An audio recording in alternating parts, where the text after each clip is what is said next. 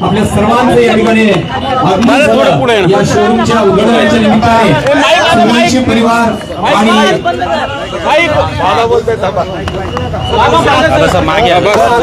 बस दादा बरेच दिवसानंतर तुम्ही निवेदन करा. बरेच दिवसानंतर दर आठवड्याला मी पुण्यामध्ये असतो. हे जे काही पुण्यामध्ये मधल्या काळामध्ये घटना घडल्या त्याच्या संदर्भात 20 तारखेला आपलं मतदान मुंबईचं शेवटचं होतं. मी 21 तारखेला 22 तारखेला दोन्ही दिवस सकाळी 9 वाजल्यापासून मंत्रालयामध्ये होतो आणि या सगळ्या घटनेच्या संदर्भामध्ये मी लक्ष ठेवून होतो. माझं देवेंद्रजींशी बोलणं झालं. देवेंद्रजी म्हणले मी तातडीनं पुण्याला निघालेलो आहे, मी त्याच्यामध्ये स्वतः जातीनं लक्ष घालणार आणि त्यांनी लक्ष घालून त्यांनी स्वतः प्रेस घेतली. त्याच्यामध्ये सांगितलं कारण नसताना एक अशा प्रकारचा गैरसमज समाजामध्ये करून दिला जातो की याच्यात पालकमंत्र्यांचं लक्ष नाही, कुणी लक्ष घातलं नाही. मला मीडियाच्या पुढे यायला आवडत नाही. मीडियाचे अनेक लोकांना माहिती आहे. मी माझं काम करत असतो. आजही 21 तारखेला सकाळी 9ला त्या मंत्रालयात चेक करायचं की अजित पवार 9 वाजता मंत्रालयात होता का नाही आणि माझं कामं काय चाललेली होती. एक तर ह्याच्यामध्ये कुठल्याही राजकीय पक्षाचा हस्तक्षेप, राजकीय व्यक्तीचा, मी चुकून पक्ष म्हणलो, राजकीय कुठल्याही व्यक्तीचा हस्तक्षेप होऊ न देता ही घटना अतिशय गंभीर आहे. ह्या अशा प्रकारच्या गोष्टी कदापि घडता कामा नये. ह्याच्यामध्ये कायदा सुव्यवस्था उत्तम राखणं हे पोलीस खात्याचं काम आहे आणि ह्या संदर्भामध्ये जे कोणी दोषी असतील त्यांच्यावर कडकमधली ॲक्शन झाली गेली पाहिजे. त्याच्याबद्दल मला वेळोवेळी CP जी काही माहिती द्यायची ते देत होते. CPंनी स्वतः तुमच्याबरोबर पण प्रेस कॉन्फरन्स घेऊन सांगितलं. आज पण मी सकाळी CPंशी बोललो. CP आणि मी दोघांनी त्याच्याबद्दलची चर्चा केली. त्यांनी प्रत्येक मिनिट टू मिनिट कसं काय घडत गेलं ते सांगितलं आणि ह्यामध्ये बेल कसा मिळाला हेही तुम्हाला त्या ठिकाणी कळालं. त्याच्या संदर्भात वेगवेगळ्या बातम्या आल्या. आता बेल न्यायालयाने का द्यावा हा न्यायालयाचा प्रश्न आहे, परंतु त्याच्या संदर्भामध्ये पुढं सगळ्या गोष्टी ज्या काही कडक भूमिका घेऊन घ्यायला पाहिजेत तशा पद्धतीनं घेतल्या गेलेल्या आहेत. ह्याच्यात कुणीही राजकीय हस्तक्षेप केलेला नाही. ह्याच्यामध्ये पूर्णपणे पारदर्शकता ठेवण्याचा प्रयत्न झालेला आहे आणि त्याच्यामध्ये स्वतः राज्याच्या गृहमंत्र्यांनी पण लक्ष घातलंय, राज्याच्या मुख्यमंत्र्यांनी पण लक्ष घातलंय आणि मी पण स्वतः पालकमंत्री म्हणून पहिल्या दिवसापासून म्हणजे ही घटना घडलेली माझ्या कानावर आली तेव्हापासून माझं पण त्याच्यामध्ये बारकाईनं लक्ष आहे. दुसरी गोष्ट त्याच्यात कुठल्याही प्रकारे काय होतं, काही त्याची तीव्रता कमी झाल्यानंतर त्याच्यातनं मग त्याला फाटे फुटतात. तसं न होऊन देता ताबडतोब पुण्याच्या परिसरामध्ये काही ठिकाणी अनधिकृतपणे मोठ्या प्रमाणावर पब संस्कृती वाढलेली आहे. ते जोरात त्याच्याबद्दलची ॲक्शन ही सुरू करण्यात आलेली आहे. आम्ही मंत्रालयामध्ये बसून त्यावेळेस एक तर 17 ते 18 लोक बेकायदेशीर अनधिकृत होल्डिंग पडल्यामुळं झालं. त्याच्यातनं स्वतः चीफ सेक्रेटरीने आदेश काढले. सगळ्यांना ते आदेश गेले, सगळ्या विभागीय आयुक्तांना, सगळ्या कलेक्टरांना की अनधिकृत जिथं होल्डिंग लागलेले असतील, विशेषतः ते शहरी भागामध्ये असतात, त्यावर तातडीनं कारवाई करा. ती कारवाई ऑलरेडी सुरू त्या ठिकाणी झालेली आहे. ते झाल्यानंतर त्यांनी अनधिकृतच्या बद्दल पुढची पण सगळी कारवाई करा अशा प्रकारच्या सूचना दिल्या. त्याची पण कारवाई सुरू झाली. आम्ही दुष्काळी परिस्थिती आहे, 20 तारखेपर्यंत आचारसंहिता, आज पण आचारसंहिता आहे, परंतु 20 तारखेला आपल्या महाराष्ट्रातलं 5 टप्प्याचं मतदान संपलं की आम्ही उद्याच्याला कुठली मीटिंग घेतली किंवा काही सूचना केल्या तर त्याच्यात मतदारांना काहीतरी प्रलोभन दाखवलं जातं आहे आणि म्हणून ती मतं मिळवली जाते असं तर काही होत नाही. म्हणून मी सुरुवातीलाच मुख्यमंत्र्यांनी पण सांगितलं, मी सांगितलं, देवेंद्रजींनी पण सांगितलं की निवडणूक आयोगाला मुख्य सचिवांनी कळवावं की आता 15 दिवस मध्ये गॅप आहे तर आचारसंहिता शिथिल करा. आचारसंहिता काढून टाकता येत नाही, शिथिल करा, जेणेकरून आपल्या जिल्ह्यातले काही तालुके दुष्काळी म्हणून जाहीर केलेले आहेत. अवकाळी पाऊस पडतोय, प्री मान्सून पडतोय, प्रचंड वेगाने वारं वाहतंय, त्याच्यातनं पत्रे उडून जात आहेत, अनेकांची घरं किंवा भिंती पडतायत, अनेक ठिकाणी विजा लावतायत आणि विजा पडून देखील काही ठिकाणी जनावर मृत्युमुखी पडतायत, कुठं मनुष्यहानी पण होते. अशा सगळ्या गोष्टी आहेत. तर त्याच्याबद्दलचे सगळे जे काही सूचना आहेत त्या सूचना मंत्रालयातनं तर स्टँडिंग ऑर्डर दिल्या गेलेल्याच आहेत. त्याच्या संदर्भात आता खरीप सुरू होणार आहे. आता पाऊस पडल्यानंतर लोक वापशावर पेरायला सुरुवात करतील, म्हणजे जूनमध्ये पाऊस पडल्यानंतर. त्याच्यामुळं आम्हाला खरीपाच्या आढावा बैठक घेता येत नव्हती, म्हणून जिल्हाधिकाऱ्यांना सगळ्या जिल्ह्यामध्ये बियाणं आहे का, खतं आहेत का, कुठली खतं कमी आहेत, कुठली खतं कुठल्या भागामध्ये दिली पाहिजे, कुठल्या बियाणाला मागणी आहे, ॲग्रिकल्चर ऑफिसरला, जिल्हा कृषी अधिकारी त्यांनाही विचारून तुमची काय डिमांड आहे आणि तशा प्रकारच्या डिमांड पूर्ण करण्याचं काम या निवडणूक आचारसंहितेला कुठंही धक्का न लागता ह्या गोष्टी शेतकऱ्यांना वेळेमध्ये मिळाल्या पाहिजे. कुठं कापसाची बियाणाची मागणी आहे, कुठं मक्याच्या बियाणाची मागणी आहे, अशी वेगवेगळ्या प्रकारची. पोटॅश व्यवस्थित मिळतंय का, युरिया व्यवस्थित मिळतोय का, DAP व्यवस्थित मिळतंय का, ह्या सगळ्या गोष्टी आम्ही बघतोय. फक्त मी मीडियाच्या समोर आलो नाही, माझं काम त्या ठिकाणी चाललेलं आहे आणि आपण पण बघताय तशा पद्धतीनं या सगळ्या गोष्टी केल्या. उजनीमध्ये जी घटना घडली ती घटना घडल्यानंतर मला ताबडतोब तिथून प्रांतांनी पण कळवलं, आपले दत्तामामा भरणे तिथले आमदार आहेत त्यांनी पण कळवलं.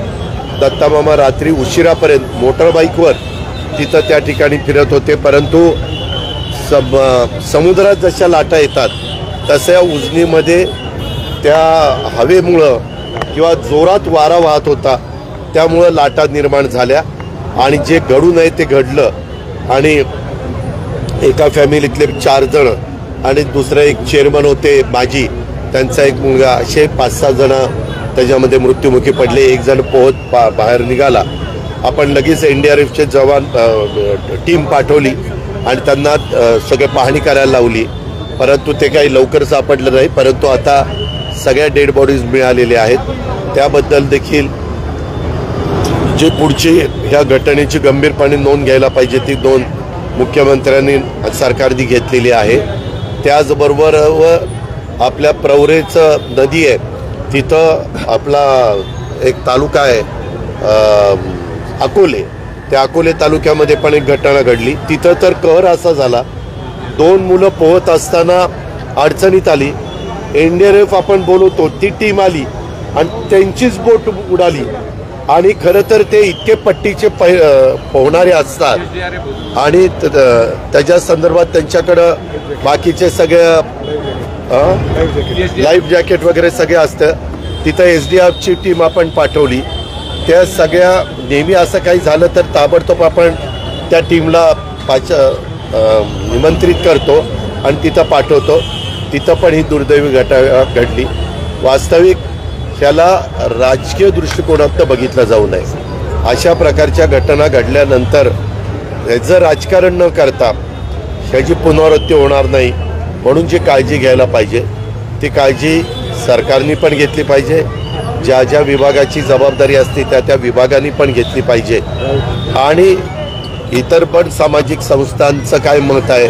आता आज पण कलेक्टरांना वेगवेगळ्या पुण्यामध्ये जी घटना घडली त्याच्याबद्दल अनेक शिष्टमंडळ त्यांना भेटायला येत आहेत. आज पण येत होते, कारण उद्या परवा सुट्टी आहे. मी त्यांच्याशी पण संपर्कामध्ये आहे आणि या पद्धतीनं सगळ्या झालेल्या घटनांवर फार बारकाईनं राज्य सरकार लक्ष ठेवू नये, आम्ही सगळे लक्ष ठेवू. पब संस्कृतीबद्दल तुम्हाला पुण्यात काय वाटतं, कारण पुणेकरच याला आता विरोध करताना माझा नेहमीच चुकीच्या कामाला जबरदस्त माझा विरोध असतो. मी सरकारमध्ये असलो तरी सरकारमध्ये नसलो तरी या सगळ्या गोष्टीच्या बद्दल अतिशय कडक अशी कारवाई केली गेली पाहिजे. ह्याच्यामध्ये कुणीही म्हणजे पोलिसांनी पण कुठंही त्याच्यात वेडेवाकडे प्रकार करू नये, राजकीय लोकांनी पण त्या ठिकाणी करू नये. आमच्या कॉर्पोरेशनचा एरिया असेल तर कॉर्पोरेशनच्या लोकांनी पण करू नये. एक्साईजचा संबंध येत असतील तर एक्साईजच्या लोकांनी करू नये, कारण माझ्याकडं पण मधल्या काळामध्ये एक्साईज खातं होतं कारण मी नेहमी कुठल्याही प्रकारची जबाबदारी आली तर ती जबाबदारी अतिशय गंभीरतेने त्या गोष्टीमध्ये लक्ष घालतो, राजकारण न आणता, आणि त्याच्यामध्ये कारवाई करण्याच्या सूचना देतो. या सगळ्या घटनांमध्ये राजकारण होताना दिसतंय का? कारण विरोधकांकडनं सरकारवरती टीका होते, गृह मंत्रालयाकडनं कुठल्याही पद्धतीची कारवाई जी काय होत हो, तुम्ही जर आता पत्रकार आहात, तुम्हाला मिनिट टू मिनिट जर कारवाई काय झाली ती दाखवलं तर तुमच्या पण लक्षात येईल की कारवाई काय झाली.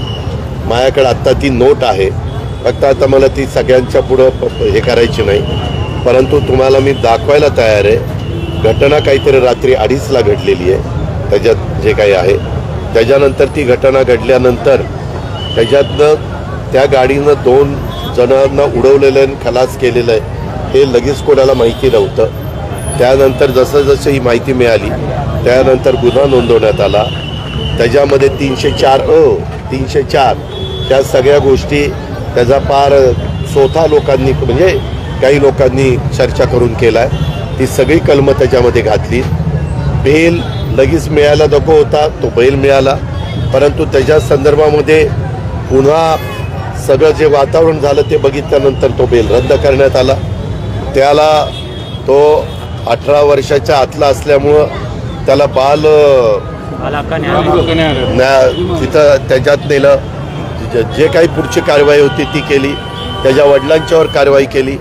त्या वडिलांना कसं पकडलं हेही पोलिसांनी सांगितलं. वेगवेगळ्या भागात गाड्या गेल्या होत्या. इथं कुठल्याही परिस्थितीमध्ये कुणाचाही हस्तक्षेप होणार नाही. जे काही असेल ते रीतसर कायद्याने नियमाने कारवाई केली जाईल अशा प्रकारचा शब्द स्वतः मुख्यमंत्र्यांनी दिलाय, राज्याच्या उपमुख्यमंत्री आणि गृहमंत्र्यांनी पण दिलाय, आणि मी पण आता तुमच्या समोर आलेलो आहे. माझं तर काम ऑलरेडी चालू होतंच. मी त्या पद्धतीनं आज पण तुमच्या माध्यमातून सांगतोय की आम्ही पण त्याच्यात बारकाईने सुनील टिंगऱ्यांनी त्याच्यामध्ये खुलासा केलेला मी चॅनलला ऐकलेला आहे. सुनील टिंगऱ्यांनी त्याच्यामध्ये स्पष्ट काय घडलं कसं घडलं ते सगळं सांगितलेलं आहे.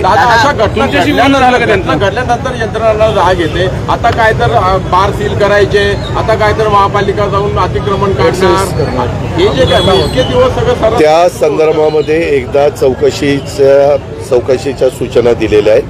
चौकशीमध्ये कोण कोण दोषी आहेत, काय काय आहे त्याच्यावर सत्य कारवाई पुढची त्या ठिकाणी केली. वकील आहेत ते तुमचे आहेत सुप्रिया म्हणतात, नितेश राणे म्हणतात ते शरद पवारांचे वकील आहेत. कुठले वकील?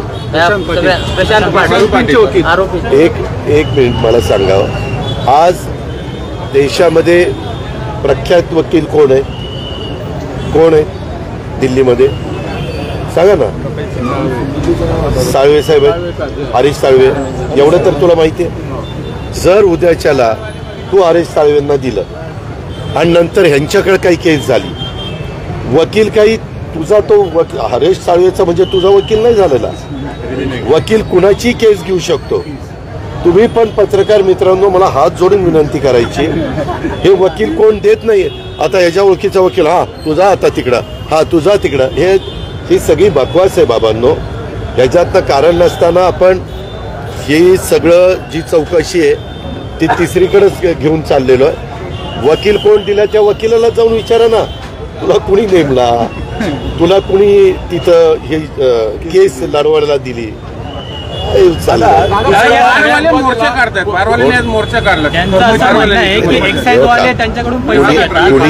एक मिनिट, त्यांनी सांगावं ना एक्साईजच्या कुठल्या अधिकाऱ्यांनी पैसे मागितले, त्यांनी खुबिया कॅमेऱ्यामध्ये ते दाखवावं.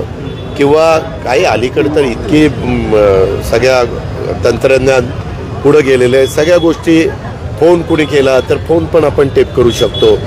काही डिमांड केली असेल त्यांच्या मार्फत कोण आलेला असेल तेही सांगता येतं. दादा त्यांचं म्हणणं म्हणजे अचानक ही अशी घटना घडतात, ही गाडी काय हॉटेलमध्ये धडकलेली नाही ना बारमध्ये धडकली, रस्त्यावर धडकली आहे, तर आमच्यावर कारवाई का? इलिगल परवानग्या सगळ्या आहेत, पण ज्या पद्धतीने महानगरपालिका एक्साईज विभाग असतील, तुम्हाला उद्याच्याला तुम्ही बार चालवत असाल तर त्याला काही नियम आहेत.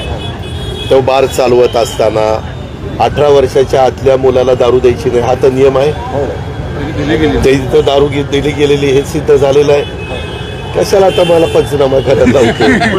जे काही हे का कुणावरही आकस बुद्धीनं काही कारवाई होणार नाही. पण जे कोणी दोषी असतील ते किती मोठे असले, किती श्रीमंत असले, किती श्रीमंताच्या बापाचं पोरगा असलं तरी तिथं जी काही रितसर असेल ॲक्शन, कायदा हा श्रीमंतालाही सारखा, मध्यमवर्गीयाला सारखा, गरिबालाही सारखा, नियम सगळ्याला सारखे, त्याच पद्धतीनं ही कारवाई होणार आहे आणि ही कारवाई चाललेली आहे. नाही त्याच्यात तर मी वाचलं ते दंगेकर तर म्हणाले सीपीनीच हे केलं, पैसे घेतले. ते विचारलं सीपींना तर म्हणलं दादा आता सध्याचं एकदम वातावरण एकदम अशा पद्धतीनं कुणी जरी आरोप करायला लागलं तर त्यांना पण असं बिनबुडाचे आरोप करतात आणि केले असले तर पुरावे द्यावे लागतील. उद्याच्याला ते म्हणतात की XYZ ऑफिसरनी घेतलंय तर मग पुरावे तर द्यावे लागतील ना. असं उगीच उचलली जीभ लाभली टाळायला असंही बोलताय. मुख्यमंत्र्यांनी बैठक घेतली, यामध्ये 5 जिल्ह्याचे पालकमंत्री अनुपस्थित होते. यावर कशामध्ये मुख्यमंत्र्यांनी आज आढावा बैठक घेतली मुंबईमध्ये. हो का? कशाच्या बद्दल घेतली? दुष्काळासंदर्भात. दुष्काळाच्या संदर्भामध्ये मी मंगळवारी बहुतेक 21 का 22 तारखेला बैठक घेतलेली आहे. मदत पुनर्वसन खात्याचे मंत्री होते, सगळे अधिकारी होते आणि त्या पद्धतीनं मी तर तुम्हाला मगाशी सांगितलं तशा प्रकारच्या सूचना, जसं मुख्यमंत्र्यांना ते तर राज्याचे प्रमुख आहेत, त्यांना कधी कुठलीही बैठक घेण्याचा अधिकार आहे, त्याच्यामुळे त्यांनी ती घेतली. परंतु त्याच्या आधी मी पण बैठक घेऊन प्रत्येक साहीच्या साही विभागीय आयुक्तांशी मी बोललो, अनेक जिल्हाधिकाऱ्यांशी मी फोनवर त्या ठिकाणी बोललो आणि जे आज प्रमुख आहेत आचारसंहिता चालू असल्यामुळं नितीन करीत त्यांनाही प्रशासनातला दांडगा अनुभव आहे, त्यांच्याशी पण मी बोललेलो. परळीमध्ये मतदान केंद्र मला त्याच्याबद्दल काही माहित नाही. मला त्याच्याबद्दल काही माहित नाही. तो निवडणूक अधिकाऱ्यांना कंप्लेंट करायची आणि ते चौकशी